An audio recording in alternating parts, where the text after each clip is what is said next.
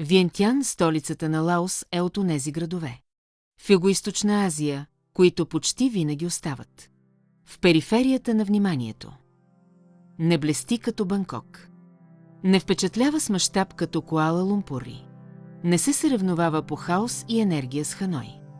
И точно в това е чарати. Още са.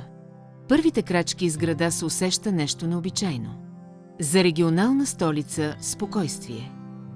Истинско, ненатръпчиво, почти. Провинциално, но по най-добрия възможен начин. Улиците са тихи, трафикът е умерен, небостъргачите отсъстват, а ритъмът на живота следва слънцето, реката и ежедневните ритуали на местните, а не модерното тиктакане на забързания часовник. Градът лежи на брега на река Меконг, жизнената артерия на Лаос, която векове наред е била търговски път, граница, източник на живот и вдъхновение.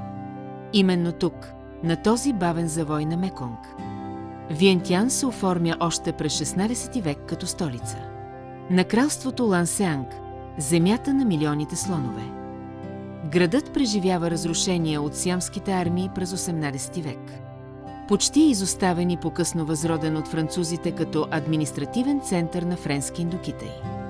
Затова и днес будистки храмове с позлатени покриви и ритуални гонгове стоят редом до френски колониални сгради с олющени фасади, високи прозорци и кафенета. Наследство от време, когато Виентян е бил поблизо до Париж, отколкото до останалата част на Лаос.